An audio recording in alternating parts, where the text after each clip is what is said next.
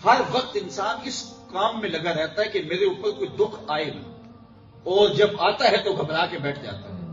جبکہ اس کو یہ سیکھنا چاہیے کہ دکھ تو آنے ہیں، میں نے ان کو نبھانا کیسے ہے۔ اور ویسے بھی خوشیاں دیر پا نہیں ہوتی، غم دیر پا ہوتا ہے۔ غم آتا ہے تو پھر جڑ جاتا ہے، خوشی آتی ہے تو گزر جاتی ہے۔ غم اور خوشی اکٹھے آ جائیں،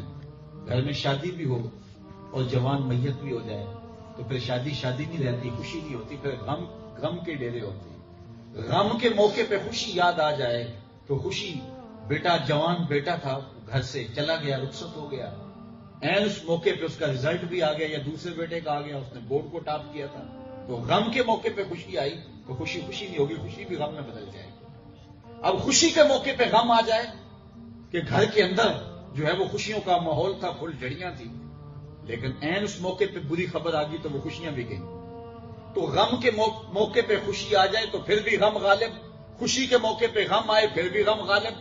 زندگی میں خوشیاں تھوڑی اور غم زیادہ، تو پھر انسان نے جو زندگی کے اندر نبھا کرنا ہے وہ تو پھر غموں کے ساتھ ہی کرنا ہے نا۔ اس لیے میاں صاحب بولے کہ غم دکھ ہمیشہ تے سکھ کدائیں،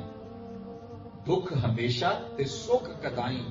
دکھاں تو سکھ والے، دکھ قبول محمد بخشا راضی رہن پیارے۔ وہ کہتے ہیں کہ زندگی کے اندر ہمیشہ سکھ نہیں ہے، ہمیشہ دکھ ہے، تو انسانوں کو دکھوں سے وقت گزارنے کا فن سیکھنا چاہیے، وہ غربت کی صورت میں ہو، وہ بیماری کی صورت میں ہو، وہ خاندانی پریشانیوں کی صورت میں ہو۔ یہ انسان جب طے کر لے کہ میری زندگی میں یہ سب کچھ آنا ہی آنا ہے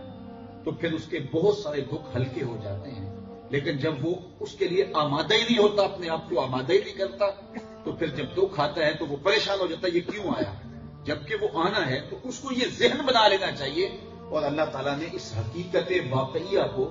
جو انسان کی زندگی کا پریکٹیکل ہے اس کو بیان کیا اور 3 قسمیں کر کے کیا، اور اس کو پھر دکھوں سے نبھا کرنا چاہیے، اور اگر وہ دکھوں سے نبھا کر لے گا اور اس فن کو سیکھ لے گا، یہ انسان کو اپنی زندگی میں سیکھنا چاہیے، اور جب وہ سیکھ لے گا قرآنی اس فلسفے کو اپنے اندر اتار لے گا تو پھر وہ مشکلات میں گھبرائے گا نہیں، گر نہیں جائے گا، وہ چوٹ کھا کر کے جو ہے وہ گرے گا نہیں بلکہ اٹھنے کی کوشش کرے گا، اس لیے کہ وہ سمجھے گا یہ سب کچھ میری زندگی کا، میرے سسٹم کا، میرے نظام کا حصہ ہے اور یہ سب کچھ میرے ساتھ ہونا ہے، اور پھر اس پہ وہ صبر کرے گا، اور جب وہ صبر کرتا ہے تو اللہ تعالیٰ اس کو اجر دیتا ہے، اور اگر وہ دکھوں پہ صبر نہیں کرتا تو دکھ تو پھر بھی دکھ ہی ہوتے ہیں، صبر نہ کرنے سے اجر ضائع ہو جاتا ہے، اور جب وہ صبر کرتا ہے تو پھر اللہ اجر بھی عطا کرتا ہے۔ صرف ایک حدیث سن لیجیے اس عنوان سے، حضور نبی رحمت صلی اللہ علیہ وسلم نے ارشاد فرمایا، سیدنا علی المرتضیٰ رضی اللہ تعالی عنہ سے مروی ہے، جو اللہ کے دیے گئے تھوڑے رزق پہ راضی ہو گیا، جو اللہ کے دیے گئے تھوڑے رزق پہ راضی ہو گیا، اللہ قیامت کے دن اس کے تھوڑے عملوں پہ راضی ہو گیا۔ بندے تو بندہ ہو کے راضی ہے، تجھے ضرورت بھی تھی، حاجت بھی تھی، اور مجھے تو تیرے عملوں کی ضرورت بھی نہیں۔ تو اگر دکھ پر، تکلیف پر، بیماری پر، غربت پر، پریشانی پر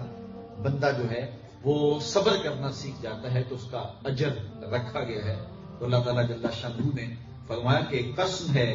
اس شہر کی اور اے محبوب تیرے وجود کی، اور قسم ہے محبوب تیرے والد بزرگوار ابراہیم علیہ السلام کی، ہم انسان کو مشقتوں میں رہتا